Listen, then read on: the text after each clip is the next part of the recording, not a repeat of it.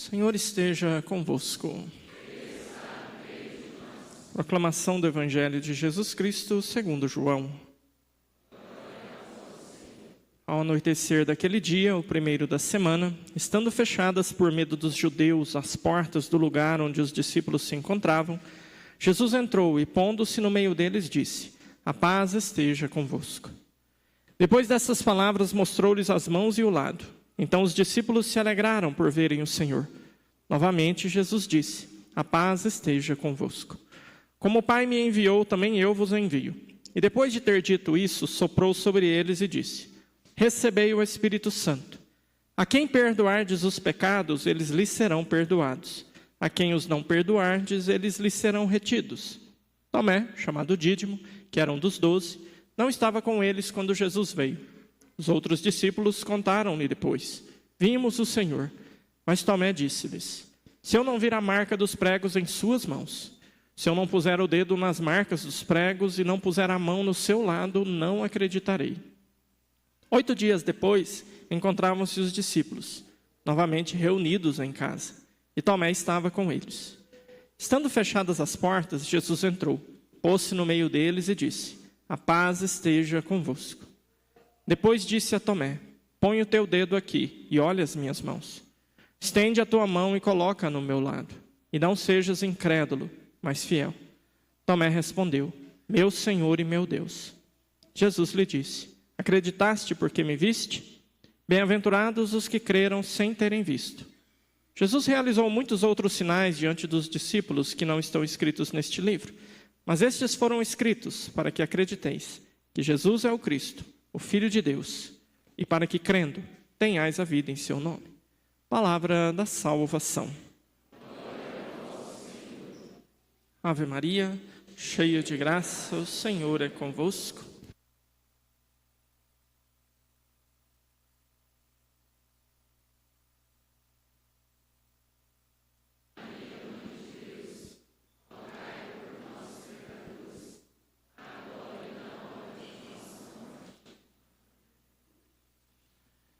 Maria Santíssima, nossa Mãe, vinde em nosso auxílio, dai-nos a graça de compreender e viver a palavra do vosso Filho Jesus. Nossa Senhora das Graças. Amados irmãos e irmãs, São João Paulo II foi o Papa que no seu pontificado instituiu essa festa no segundo domingo da Páscoa. Transformou o segundo domingo da Páscoa no domingo da Misericórdia. O Papa João Paulo II, Karol Wojtyła, ele era polonês, conterrâneo de Faustina Kowalska, né? Hoje nós temos aqui uma Faustininha Kowalskinha, que trouxe essa devoção de maneira muito forte para toda a igreja, né? Não só ali na Polônia, mas ele fez aí uma divulgação mundial e foi como que o cumprimento desse pedido de Jesus a Faustina Kowalska, né? Que a sua misericórdia fosse realmente pregada em todo o mundo. E foi ela que teve essa visão que nós chamamos de quadro de Jesus misericordioso, né? Celebrar a festa de Divina Misericórdia é realmente algo de suma importância para a fé católica. E o Papa instituiu isso com certeza inspirado pelo Espírito Santo. Mas o perigo é que nós tratemos a misericórdia na missa de hoje com banalidade ou com superficialidade. Porque também a liturgia pode nos conduzir, se não olharmos para ela com profundidade, nisso. É uma coisa simples, é uma coisa tranquila. O senhor não precisa de meia hora hoje, para 2 minutos dá. Então, você olha para o Evangelho e você vê que é a instituição do sacramento da reconciliação, da confissão. Pronto, Jesus ressuscitado, aparece para os apóstolos e dá a eles um poder. Aqueles a quem perdoardes os pecados serão perdoados. Aqueles a quem não perdoardes serão retidos. Pronto, fim de história, não tem discussão. Se quiser discutir unção dos enfermos, você discute. Se quiser discutir matrimônio, você discute. Não tem jeito de discutir a necessidade do sacramento da confissão para o perdão dos pecados. Não tem. Só se rasgar o capítulo 20 do Evangelho de São João. Não quer rasgar? Então engole, calado. É assim, pronto. Foi Jesus que inventou, não foi eu. Então a igreja inventou nada. Foi Jesus que inventou esse negócio. mas ainda assim é superficial. Ah, então é só isso. Então a gente peca, a gente confessa, a gente recebe o perdão, então está sossegado aí. Essa é a misericórdia de Deus. É esse o derramamento da misericórdia de Deus. Sim e não. Não é só isso. É claro que é isso também. Porque se fosse só isso, a gente estava lascado. Vamos entender por quê? Agora vocês me ajudam aqui, que eu preciso da participação ativa de vocês, e agora você vai ter que ser carudo suficiente para reconhecer algumas misérias suas publicamente, diante do povo, né? Então, agora se você não tiver muita coragem, pode ficar tranquilo, deixa a mãozinha baixada, mas quem tiver e quiser participar da brincadeira, vamos junto, né?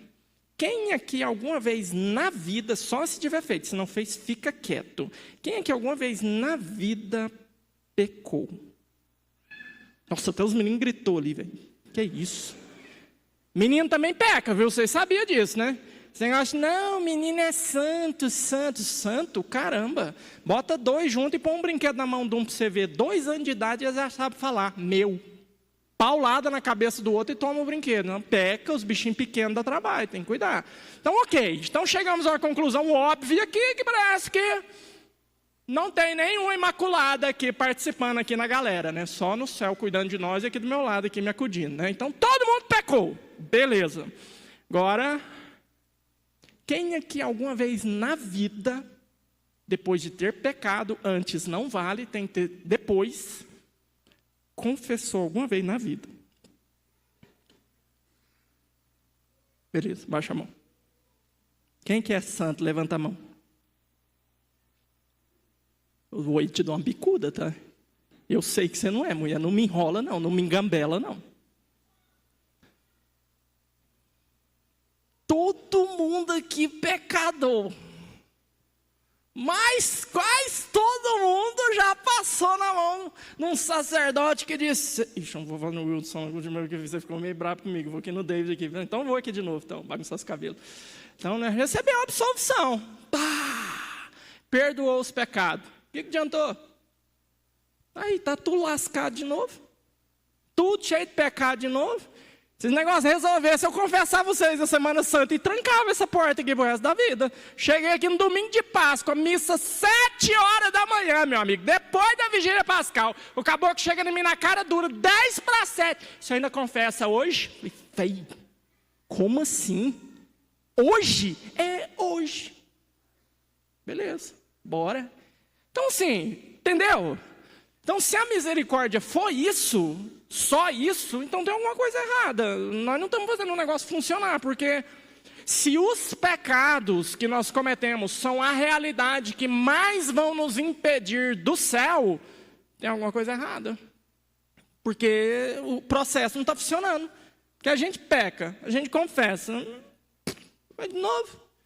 Então, onde que está a essência da misericórdia que nós não estamos trabalhando e nós não estamos deixando ela nos alcançar? Insisto, tá? Precisa da confissão. Começa nela, mas não termina nela. Não termina nela. Ela é ponto de partida, não é ponto de chegada.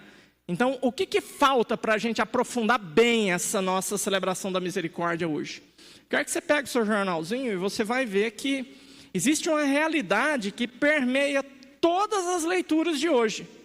E mais, se você teve aí a oportunidade de participar de missa essa semana, ou acompanhou aí o Evangelho durante a semana, você viu que isso aparece em todas as aparições de Jesus, sem exceção. Jesus aparece e essa realidade brota. A realidade começa com M. E não é misericórdia, é outra coisa. Vamos achar ela? Bora lá. Evangelho, versículo 19. Ao anoitecer daquele dia, o primeiro da semana, estando fechadas, as portas estavam fechadas, os discípulos estavam trancados. Por que as portas estavam fechadas? Medo dos judeus. Ah, padre, não, mas aí Jesus vai aparecer e vai resolver a parada, né? Está vivo, ressuscitado. Ok, Jesus apareceu, a paz esteja convosco, tudo e tal, falou, beleza, foi embora. Vamos lá para o versículo 26. 8 dias depois, ou seja, semana que vem, né? Ou seja, hoje, né, especificamente, 8 dias depois da ressurreição, encontravam-se os discípulos novamente reunidos em casa, e Tomé estava com eles. Como é que as portas estavam? Passava nem o Wi-Fi, estava tudo trancado, tudo, com medo. Ressuscitou, apareceu, mudou nada. Pô, está tudo com medo ainda. Vamos lá para a segunda leitura, Apocalipse. Pega lá, versículo 17. Aqui já é São João. Já é São João no final da vida dele. Já é São João na ilha de Patmos, tendo uma visão de Jesus, do Cordeiro, e escrevendo o Apocalipse. Como é que está São João? Vamos lá. Ao vê-lo, aqui é São João vendo Jesus, tá bom? Caí como morto aos seus pés, mas ele colocou sobre mim a sua mão direita e disse o quê? Não tenhas medo. Olha o São João cortando a agulha aqui também na segunda leitura. Vamos lá para a primeira? Atos dos Apóstolos. Estamos agora após Pentecostes, narrado por São Lucas, capítulo 2 dos Atos dos Apóstolos, e nós temos agora os discípulos pregando, fazendo as coisas acontecer e tal, os milagres, né? Beleza, aí agora vamos aí no versículo 12, como é assim? Muitos sinais e maravilhas eram realizados entre o povo pelas mãos dos apóstolos. Todos os fiéis se reuniam com muita união no pórtico de Salomão. Nenhum dos outros ousava juntar-se a eles, mas o povo os estimava muito. O povo via os cristãos. Nossa, vejam como eles se amam. Veja que povo legal. Nossa, veja, olha o milagre ali que São Pedro fez. São Pedro passou a sombra, pegou no pé do menino, o menino levantou aleijado. Então sim, o povo via e achava bonito, mas não ousava juntar-se a eles. Por quê? Medo, perseguição. Judeus e Roma, passando o facão. Virou cristão, morreu. Então, a realidade que permeia toda a liturgia de hoje não é só a realidade da misericórdia, mas é uma realidade também muito mais profunda, que também vai demonstrar a ação da misericórdia de Deus em nós, sem a qual essa misericórdia que você está acostumado a buscar não vai fazer diferença nenhuma na sua vida. Você pode confessar centenas de vezes, milhares de vezes. Você pode pedir perdão por seus pecados para Deus todos os dias aqui no confessionário.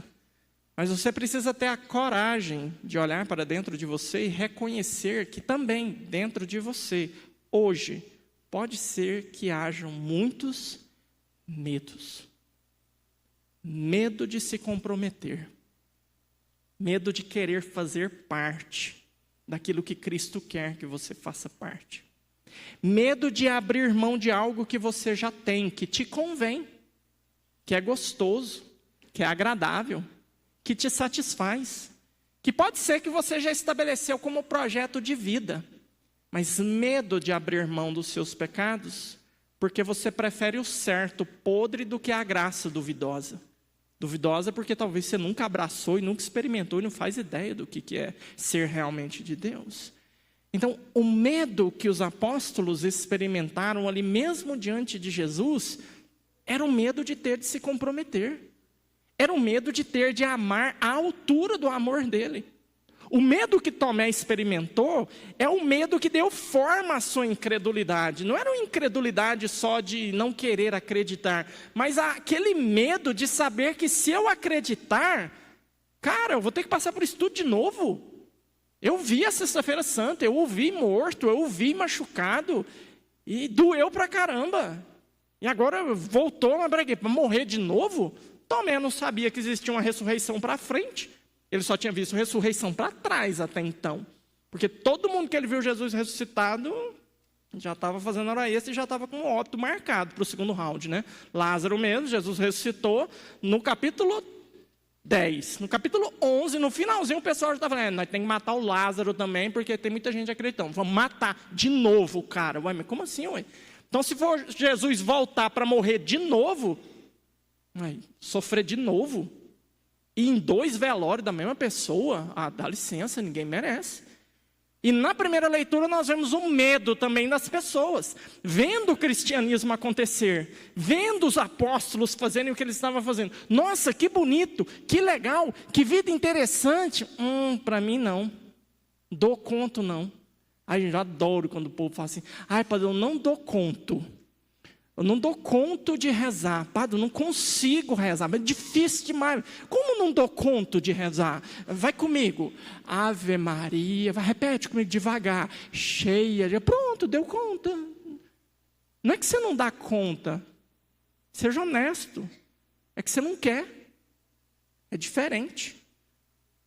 Uma coisa é não dar conta. Outra coisa é não querer. Ai, padre, eu não dou conta, o tempo, é tanta coisa para fazer. Não, o negócio é que você não quer largar seu celular, parar de ficar dando scroll lá, curtindo o SOS Padre William, né? Você não quer isso, né? Aí você quer lá, não quer rezar não, você quer ficar lá, curtindo, vendo os videozinhos, vendo os gatinhos tocando piano, aí você quer, né? Aí, rezar você não quer não, então não fala que você não dá conta, fala que você não quer. Ai, padre, eu não dou conta, eu estou enrolado aqui nesse caso, eu estou enrolado com essa mulher, estou enrolado com esse homem, mas é tão difícil, o padre me desprender, eu não consigo. Não, não é que você não consegue, você não quer. É porque você está ganhando algo com isso. Está favorável, está bom. Se você quiser, você vai ter que abrir mão de alguma coisa. Mas será, padre? Será se vai dar certo? Medo. É medo. E é esse medo que vai nos impedir de ser aquilo que nós temos que ser. Por isso que, infelizmente, a gente pode se confessar muitas vezes e a gente nunca vai mudar de vida, não vamos abandonar os nossos pecados. E aí você vem uma vez, vem duas, vem 10. Vocês veem o jeito que eu atendo confissão aqui, né? Gente, o Padre Valdo disse que ia atrasar um pouquinho, mas vocês aguentam aí, viu? Mas está em tempo ainda, tá? Vai chegar. Mas eu fico ali sempre de bandinho, assim, confessando, né? De bandinho, assim. Aí o cara vem, dá um torcicolozinho, mas resolve de vez em quando. Torcilaquezinho. Aí, o caboclo acaba de confessar, geralmente eu olho para cá. Primeiro para os homens saber como eu fico secando a bunda das mulheres deles, né? Mas depois eu faço uma prece. Eu rezo para vocês que confessam comigo. Tem uns que eu rezo assim, ô Senhor, dá graça. Ajuda ele a vencer. Ô Senhor, ajuda ela, Senhor. Mas tem uns que eu faço a seguinte prece: Senhor, manda um raio agora e mata. É a única chance que ele tem, é a única chance que ela tem de escapar. Porque se passar para a porta da igreja vai dar merda. Não quer mudar, não quer. Não é que não dá conta, não quer. Então não vai mudar. Então o que vai acontecer? Vai continuar tratando a confissão como se a confissão fosse um lava-jato. Pá, dá uma mangueirada aí. Tchá, beleza, tô sossa, comunhão. Uhul! Saiu para a porta.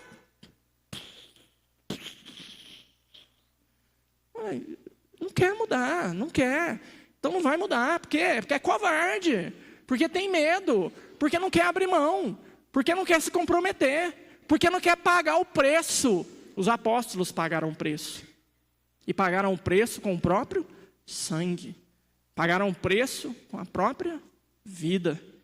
E foram capazes de fazer isso porque para eles foi suficiente. Não sei se para você é suficiente. Mas para eles foi suficiente a presença. E uma presença com a qual eles se comprometeram. Gente, eu acho fantástico o jeito que São João aí, ele perde o seu medo. O medo é arrancado dele, né? O que Jesus faz com ele para arrancar o medo dele, né? Jesus, ele aí foi extremamente maternal. Isso é atitude de mãe, geralmente não é atitude de pai. Geralmente, assim, não acontece isso mais. Antigamente, uns 20, 30 anos atrás, quando acabava a energia dentro de casa, geralmente, se os filhos tivessem esparramado, geralmente dava PT. Geralmente um ou dois... Começava aquela gritareira, os meninos começavam a chorar. Aí vinha outro grito, um pouco mais grave. Cala a boca, menino! Tá tudo bem! É o pai. Tranquilidade, sereno, amor, afeto, compreensão. Mas geralmente quem saía chutando quina, batendo canela, descobrindo as quinas da casa, era a mãe. E a mãe achava quem? O filho, louco, desesperado, né? E o que a mãe faz para acalmar o filho? Tô aqui, filhão. Acabou.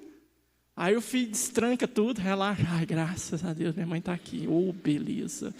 Não, agora sossegou, agora está tranquilo, né? Olha que não foi isso que Jesus fez no Apocalipse. São João lá, com medo, a leitura diz, e ele colocou a sua mão direita sobre mim e disse, não tenhas medo. Estou aqui, eu venci a morte. Relaxa, cara. Pode relaxar, meu filho, não vai dar nada ruim aqui não, estamos juntos. Eu digo que isso acontecia há 30 anos atrás, porque hoje não acontece mais. Hoje, se acabar a energia dentro de uma casa, geralmente não vai ter um grito de criança. Não vai. Alguns vão ter, a maioria vai ter taquicardia. É diferente, é crise de pânico. Seca os lábios, acelera o coração, começa a dar uma crise de pânico. Mas não é porque acabou a energia, é porque acabou o Wi-Fi. Se for pobre, então, não tiver dados móveis, meu filho, aí já cai duro no chão e começa a estribuchar, né? Acabou. Agora, os que tem um pouquinho mais de dinheirinho, tem um dado móvel, ele vai demorar uns 5, 10 minutos para perceber que acabou a energia, porque não precisa, tá lá com o bichão na mão, dando scroll o tempo inteiro. Aí acaba a energia, luzona na cara, para que medo? Tamo junto, tô curtindo os caras aqui ainda. Então, hoje não tem isso mais, mas a nossa experiência do medo, ela desaparece com a presença. Com a presença de alguém que sabemos que amamos e que nos ama e que nos quer bem. Por isso que Jesus fez questão de ali ele tocar João e dizer: João, relaxa, não tenhas medo, eu estou aqui com você. Se nós não formos capazes de buscar essa presença de Cristo, que como o Evangelho deixou bem claro para nós hoje, onde que Cristo se faz presente agora? 10 apóstolos reunidos, domingo da ressurreição, Jesus vem, missa, pronto. Tomé não estava, deu ruim. Aí 8 dias depois, ou seja, domingo, missa de novo. Onde que você quer procurar Jesus? Na feira? No pit dog? Não vai dar, meu filho, você não vai achar. Então, você quer encontrar a presença, então você vai onde ele se encontra. Na Eucaristia, no sacrário, na Santa Missa. Então, na missa, a presença dele foi consolo para os apóstolos. Na missa, a presença dele é consolo para nós. Mas não adianta se eu não querer me comprometer. Abrir mão e querer dissipar esses medos. O medo de abrir mão de coisas que talvez eu estou segurando há anos. Há décadas talvez aí a gente entrou em situações aí que a gente está enrolando com elas e não sei se vai, se não vai, mas é tão bom, padre. Eu sei, meu filho, se não fosse você não estava aí. Mas Cristo quer nos dar algo melhor. Essa é a diferença dos santos e dos que nem sequer se esforçaram para ser santos. Os santos foram capazes de abrir mão. São Paulo, ele enche a boca para falar: eu abri mão de tudo para tê-lo como meu Senhor. Quando Jesus está lá com aquele jovem rico, e o jovem chega: o que eu tenho que fazer para ganhar a vida eterna? Não, tá, os mandamentos, eu já cumpro todo, o que mais? Larga tudo e vem comigo. Aí o rapaz embaixa a cabeça, murcha, com o rabo entre as pernas e vai calado, triste. Qual que é a primeira frase que São Pedro fala depois desse evento? E nós, que deixamos tudo para te seguir, o que nós vamos ganhar? O Jesus podia ter dado uma lapada naquele menino, mas foi tão gentil, né? Foi doce, né? Falou: não, tranquilo, Pedrão, 100 vezes mais. Mulher, acho que não falou sogra naquela hora, não falou não. Mulher, casa, dinheiro, com perseguições. Então prepara o lombo, tem recompensa, mas primeiro tem perseguição. Por isso a celebração de hoje, viver a misericórdia, celebrar ela hoje, é sim, ser muito grato a Deus por Ele ter deixado para nós um sacramento que nos dá a certeza de que podemos receber o perdão dos nossos pecados. Mas mais do que isso, é a gente entrar num confessionário, mas entrar com um coração aberto e disposto a se comprometer, a meter a bicuda no pecado e falar: eu não quero mais isso. Eu quero agora Deus na minha vida, eu quero me entregar, eu quero abrir mão. Mas não se abre mão com boa vontade, se abre mão com atitudes. Eu tiro isso, eu tiro isso, eu tiro isso, eu saio desse grupo, eu cancelo isso aqui, eu tiro isso aqui, eu não quero isso. É assim que a gente demonstra que a gente está abrindo mão das coisas que ocupam o lugar de Deus no nosso coração. Ou não vai fazer diferença. Vamos continuar buscando um lava-jato para a nossa conveniência. Vamos ficar limpinhos, mas, infelizmente, ou o raio nos pega dentro da igreja, ou Deus vai ter que ter muita misericórdia de nós, mas muita mesmo. E Ele tem. O negócio é que o nosso tempo não é todo o tempo que a gente gostaria de ter. O nosso tempo acaba. E pode acabar numa hora ruim. E se acabar numa hora ruim, toda a misericórdia que Ele derramou sobre nós durante toda a nossa vida foi desperdiçada. Então não vamos deixar isso acontecer com a gente.